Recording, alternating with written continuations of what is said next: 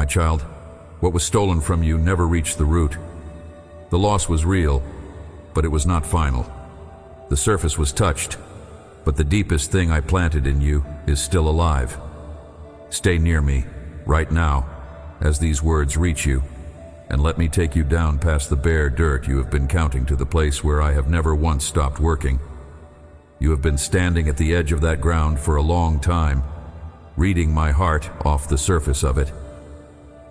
The enemy of your peace did come through, and I will not pretend the field looks the way it did. Some of you are looking at a relationship that split down the middle, and the house has gone quiet in a way that has its own weight. Some of you are looking at a body that turned on its own strength, at a calendar crowded with appointments, at a future that shrank smaller than the one you had drawn. Some of you watered a hope faithfully for years and watched nothing break the surface, and you have stopped being able to explain to yourself why you still bother to kneel. Sit with that for a breath. Do not move past the ache of it too fast. There is a grief that the whole world wants to rush along, told it is fine, told it should already be over. I will not do that to you here. The ground looked full once. Now it does not. That is true, and it is heavy. And I'm not asking you to call it light. I know the shape your days have taken since the loss came through. The thing you keep doing without deciding to do it. The way you brace before you open a certain door, or check a certain account, or pass a certain photograph on the wall. The way a song you used to love now lands in your chest like a small stone. The cheerful question from someone who does not know, and the way you assembled a smaller, easier answer for them on the spot, because the real one would have asked too much of both of you. I have been with you in every one of those quiet adjustments. None of them were too small to notice. But listen carefully, because this is where everything turns. Stolen is not the same as destroyed. He emptied a surface, he did not reach a root. And before this message ends, I am going to take you to one line I wrote down a very long time ago for the ones who were certain the harvest was gone. A line about a man who scatters seed and then sleeps, while the seed sprouts and grows, and he knows not how. Hold that phrase. It is going to undo more of your fear than you expect. Let your attention soften for a moment before we go further. Not a prayer yet, just an unclenching. You have been holding this season the way a person grips a railing at the edge of something steep, knuckles white, arms locked, sure that if you loosen even a little, the whole thing gives way. I want to ease that grip, one finger at a time. There is ground beneath you that you did not lay and cannot lose. Let the railing go. None of what you carried is hidden from me. I have seen the page on your phone where you tally what is gone. Opening it again at the kitchen table at the end of the day because the sum did not soften the first 3 times you ran it. I noticed the friend who used to ask how you were holding up, and then, gently, stopped asking. And the small ache of the day you realized the asking had ended without either of you naming it. The voice memo you started recording to someone and deleted before sending, because the words looked too raw once they were out loud. The prayer that used to run long and has shrunk to a single breath, pushed toward the ceiling, some nights only a sigh with no language left in it. I was not looking away while any of it happened, and I am not looking away now while a quiet green thing pushes up beneath the surface you stopped watching. Here is where the enemy miscalculated. He is good at the surface. He knows how to reach what can be seen, the arrangement you could point to, the thing you could show other people as proof your life was holding together. So he took from the surface, and he counted it as the whole theft. But the root was never in your keeping. It was in mine. He cannot uproot what he cannot find, and he has never once found the place where I plant, because I plant below where he is able to dig. You are rooted deeper than the loss could reach. Consider how often you stood at the edge of that ground and read a verdict into the silence. You decided the nothing meant I was disappointed in you. You decided it meant others were favored, and you were the afterthought. You decided on the longest nights that maybe you had asked me for the wrong thing, or in the wrong way, or had used up whatever measure of my attention you were ever going to get. Notice how much of that you built out of bare dirt. The ground gave you no words at all, and grief filled the silence with a story, and the story was never one I told. Do not confuse bare ground with dead ground. They look the same from where you are standing. One is finished. The other is full of something you cannot see yet. You have been treating the first as if it were the second, and mourning a field that is not even gone. Here is what I would have said in that silence, if you had pressed your ear to the ground instead of reading the surface. The dark is not the grave you think it is. The dark is the nursery. Things come apart down there before they come together. And that is not ruin, that is germination. And you have been mistaking the splitting open of a seed for the end of a hope. Here is something small you can do before we go on, and it will feel like almost nothing. Let your shoulders come down 1/4 of an inch. Only that much. Notice how long they have been braced, hiked up near your ears, as if by holding your whole body tight you could stand guard over a field and keep it from disappointing you again. You were never the soil's keeper. You were never the one who had to force the seed up by the strength of your watching. Let your shoulders fall, and let that be the first honest thing your body says to me. Stay there a moment longer than is comfortable. Many people, when they finally let the shoulders drop, feel a small grief rise underneath, the grief that all that bracing was holding in place. If that happens for you, do not be afraid of it. It is not a setback. It is the ground turning over. Nothing can be planted in dirt that has been packed hard and never broken, and some of the tightness you have carried was packing the ground of your own heart so hard that nothing could go in. Letting it loosen is the first tilling. The ache that comes when you stop bracing is the soil softening to receive what I am about to grow. I am not rushing you. The whole world tells you to be over it already, to bounce back, to produce a recovery on a deadline. I am not that voice. I built the seasons, and the seasons are not ashamed of how long winter takes. There is no clock here but mine, and mine is patient, and mine is kind. You may rest before we walk any further into this. Now I want to take apart a picture of me you have been carrying, because it has made this season far heavier than it had to be. The version of me you inherited would have you believe that restoration is a single thunderclap. That if I were truly good, the field would have filled overnight, in one bright, unmistakable moment, and the fact that it did not means I either could not or would not.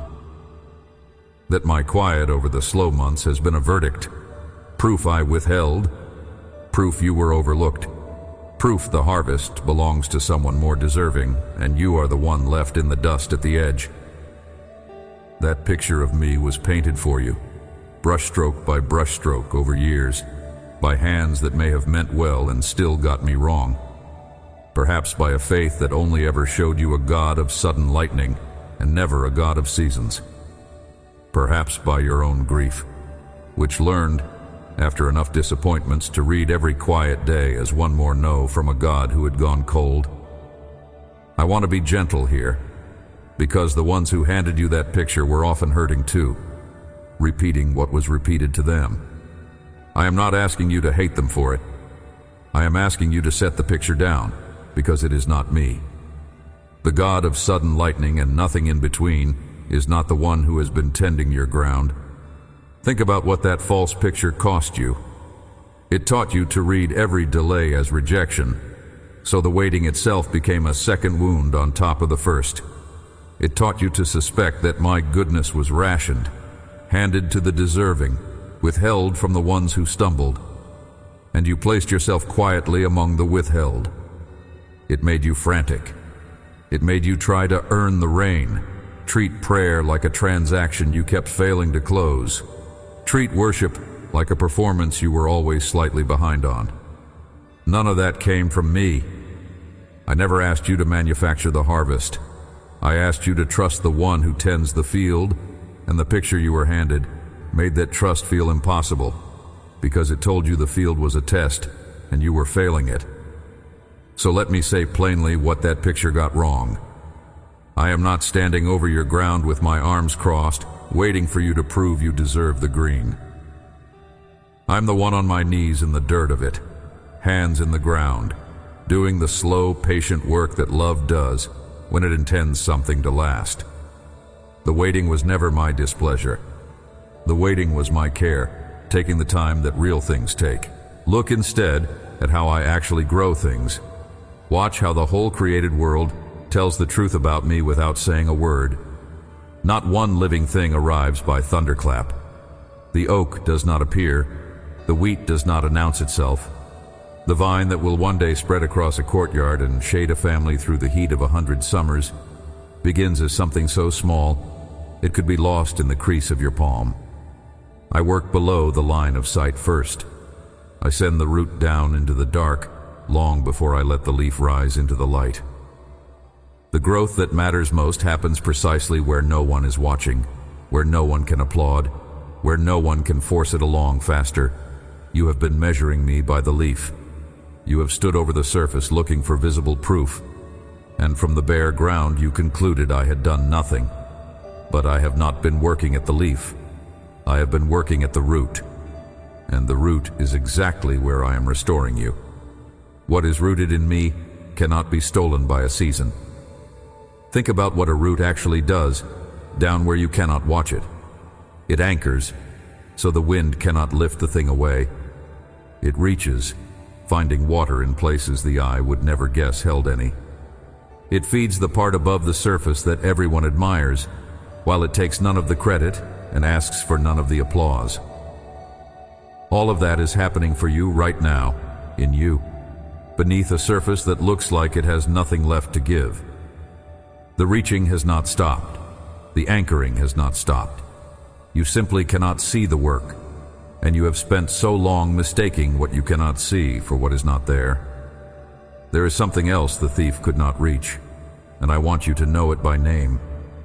He could not touch the seed I planted in you before any of this began, the seed of who you are to me.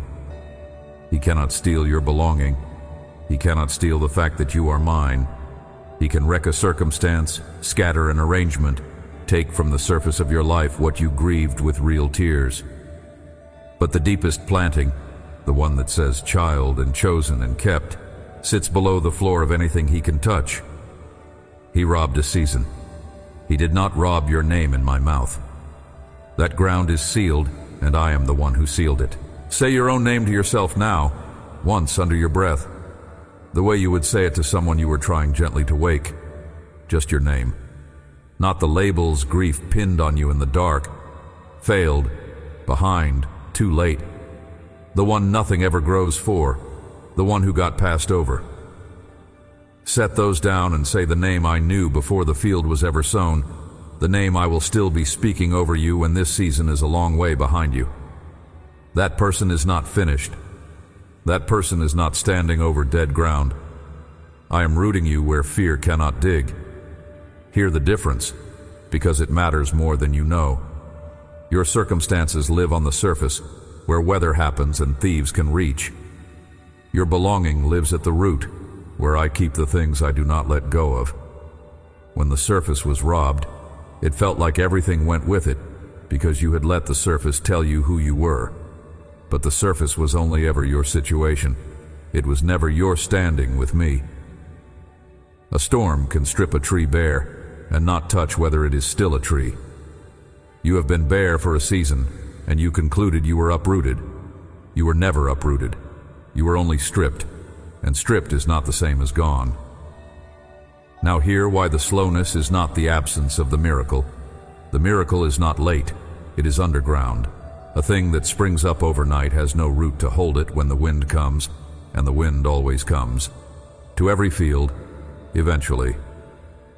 The plant with no depth, the one that shot up fast and impressed everyone, is the first to wither when the hard sun arrives, because there was nothing beneath it to draw on. But what I am growing in you is going down, before it is coming up. It is putting out a root system that will still be holding when the next hard season blows through, so that when it finally does break the surface, nothing in this world will be able to take it from you again. The slowness you resented is the depth you were begging me for without knowing it. You asked me to restore you in a way that lasts. Lasting is not built in the air. Lasting is built underground, and it is built slow. Notice the order of it. The depth comes first, then the strength, then the fruit. You wanted the fruit on the first day. I was busy with the depth, because I love you too much to hand you a harvest the first wind could carry off. And there is a mercy hidden in the slowness you have not let yourself see. If I had given you back everything the moment it was taken, you would have rebuilt the very same shallow field, in the very same exposed soil, with the very same thin roots, and the next storm would have flattened it the way the last one did. This is not me being stingy with your healing. It is me refusing to hand you back a fragile thing dressed up to look strong. What is growing now is being grown deeper on purpose so that the part of your life that broke will not break again in the same place. That is not delay. That is repair done all the way to the bottom. There is a kind of healing that only papers over the crack, and there is a kind that goes down and mends the place the crack started.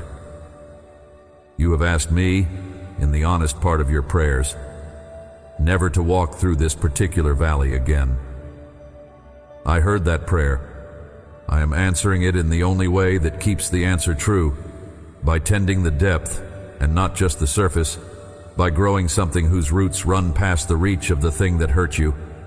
The slow work is the prayer being answered. It does not feel like an answer because answers, you assumed, arrive overhead and all at once. This one is arriving underfoot and a little at a time. I know how that lands when you are tired. I know the part of you that would rather have the quick green and take the risk, just to feel something growing again. I am not scolding that part of you.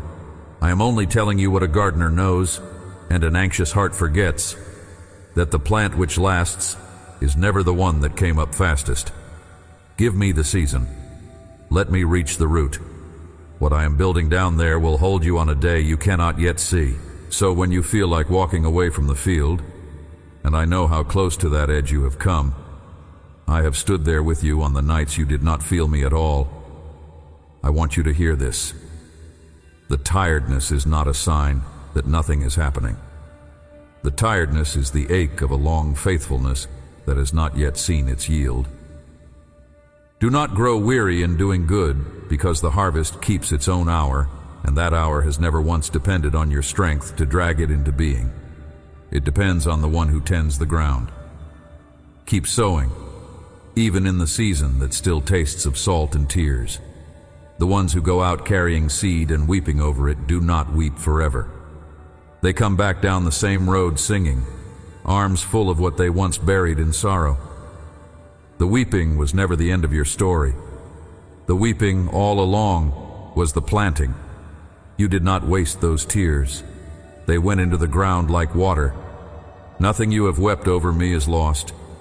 Let your breath go out a little longer than it came in, once here, before we reach the heart of it. Let the next exhale carry some of the bracing out of your chest. You are about to hear the line I have wanted to read to you from the very start of this message, and I want you to receive it with your shoulders down, not up. This is what I said, written down a very long time ago, in Mark chapter 4, verses 26 through 28. The kingdom of God is as if a man should scatter seed on the ground. He sleeps and rises night and day, and the seed sprouts and grows, he knows not how. The earth produces by itself, first the blade, then the ear, then the full grain in the ear. Read it slowly. Let me walk you through it clause by clause, because every line of it is for you. Watch the man in that picture, and watch what his hands do and do not do. They open over the ground, and then they rest. Between the sowing and the harvest, he simply lives. He wakes, he works, he lies down, he wakes again, and the ripening happens without his supervision. He is not standing guard over the dirt at midnight. He is not digging the kernel up each dawn to confirm it is still alive, which is the very thing that would end it. He gave what was his to give, and then he trusted the buried thing to the ground, and the ground to me. That is the whole posture I'm inviting you into, not striving. Resting hands over covered ground, and the line I most want you to feel is the one tucked in the middle. He knows not how. The man cannot explain the mechanism. He cannot diagram the way a dead-looking kernel becomes a living stalk. He does not need to. The ripening was built into the ground by me, not arranged by his understanding. So sit with the part of you that has been desperate to know how the marriage could possibly mend, how the body could possibly recover, how the closed door could possibly reopen. That not knowing has felt to you like a hole in your faith. It is not. It is written into the very design of how I grow things. You were never assigned the how. You were only ever asked to leave the ground covered and let me work beneath it. I did not put that line in my word for scholars to weigh and debate. I put it there for the tired one standing at the edge of ground that looks like bare dirt, with a hand already half raised to give up one season too soon. I wanted you to know that the silence over your soil is not neglect. It is the earth producing by itself, the way I built it too, doing in the dark the work no amount of anxious standing over could ever speed by a single hour. Hear too what that line frees you from. It frees you from the exhausting belief that the growing is on your shoulders. The man in the story sleeps and rises. He does not lie awake straining to make the weed obey him. So much of your weariness has not come from the loss itself. It came from the second job you took on after the loss. The job of being the engine of your own restoration, certain that if you only prayed harder, believed more flawlessly, never doubted, never wept, the ground would finally cooperate. Set that job down. It was never yours. You are not the soil's strength. You are not the seed's hidden engine. You sow, and you sleep, and you rise, and the ground yields its crop on its own, because the power that makes things grow is mine, and has always been mine. What is rooted in me does not depend on the steadiness of your hands. There is rest in that, if you will take it. The harvest does not rest on your perfect faith. It rests on my faithfulness, which has never once failed a field I planted. Even on the days your trust is thin, the root keeps going down, because it was never being held up by you. It was being held up by me, and the one who tends that ground has already shown you how far he will go for a harvest. This is why slow does not mean absent. My son was placed in the ground like a seed, and for 3 days it looked like death had stolen everything. But the tomb was not a theft. It was soil. Resurrection was rooting where grief could not see it. He went all the way down so that down would never again be the end of the story. The grain of wheat that falls into the earth and seems to die is the one that bears much fruit.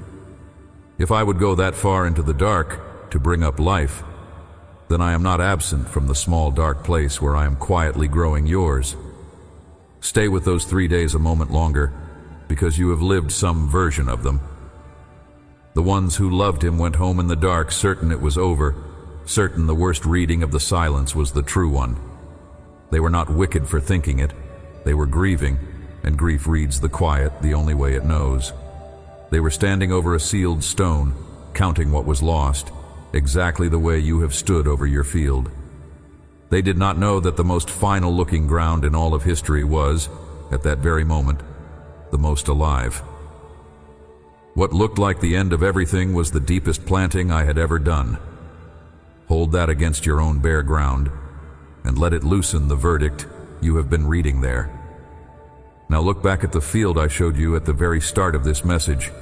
I told you what was stolen had reached the surface, but never touched the root. Here is the answer to why your heart kept reading the slow months as a no. You were watching for the leaf and calling the waiting a verdict. You stood over bare ground and read the silence as a sentence handed down against you. But the verdict was never no. The verdict, the whole time, was blade and ear and ripened grain, arriving in my order and not in yours. What was stolen is not coming back as a thunderclap to make up for the wait. It is coming up, slowly, surely, in the one place the thief could never reach. So here is something small to carry into the rest of your week, and you do not have to do it perfectly. When you catch yourself standing over the empty field, running the bitter sum again, try opening one hand in your lap instead of clenching it, and let your breath go out a little longer than it comes in, long enough to feel the bracing ease out of your chest. Then say, only to me, and only as much as you can honestly mean it, it is rooting. I do not have to see it to trust that it is rooting. You may feel nothing the first time. You may feel nothing the 10th time. But somewhere around the 30th time, on some ordinary afternoon, you will notice you have stopped tearing the ground open just to confirm something is alive. And that not digging is its own quiet shade of green, the first leaf of a trust finally going down deep enough to hold. And on the days you cannot manage the words at all, let the open hand be the whole prayer. An open hand held over a field is its own way of saying, you trust me with what is buried there. That is enough. What is rooting underground asks nothing of your eloquence. It asks only your confidence that I have not walked away from the ground. Watch what happens over time to the way you read a quiet day. At first, the silence will still frighten you, and you will reach for the old habit of digging just to be sure. But each time you cover the soil back over instead, you are teaching your own heart a truer story, that quiet can be the sound of growth and not the sound of absence. Slowly, the fear that lived in the silence will have less room to live, because you will have filled that room with trust. The same stretch of waiting that once felt like a sentence will begin to feel like a season. And a season is something you can stand in, because you know it ends in a harvest you did not have to manufacture. There is one more thing to carry, because the old habit will try to come back. The old habit is to check, to dig, to stand over the soil and demand a sign that the restoration is on schedule. When you feel that pull, and you will, see if you can let it become a different motion. Instead of clawing the ground up to inspect it, press your trust back down into it, the way you would push a seed in with your thumb and cover it over again, out loud or silently, however you can. I am covering this over again. I am letting it grow where I cannot see it. Each time you are practicing the one thing the man in the story did right. He buried the seed and then he let it stay buried. That is not passivity. That is the hardest faith there is, to leave a thing in the ground and trust the ground to the one who made it. You will not master this in a week. You may not master it this season, but the mastery was never the point. The point is a heart that learns slowly to stop confusing my quiet with my absence. A heart that can stand over bare dirt and say, with a steadiness it did not have before, it is rooting, and mean it a little more each time. Do not measure how near I am by how the field looks today. The field is weather. My love is the soil underneath it, and the soil does not move when the weather turns. A hard week is not a breach. A barren-looking month is not a verdict. The slow stretch where nothing seems to come up is not me changing my mind about you. It is the depth I am giving you so that what comes will stay. What grows from the root cannot be stolen. He reached the surface. He never reached the place where I plant. Amen. If this devotional reached the part of you that had quietly given up on the field, leave the word rooted below. Just above this video, the pinned comment holds 7 short letters, one for each of the 7 days that follow. Carry them with you. And share this with someone standing over their own slow ground, ready to walk away one season too soon. You were never tending this alone.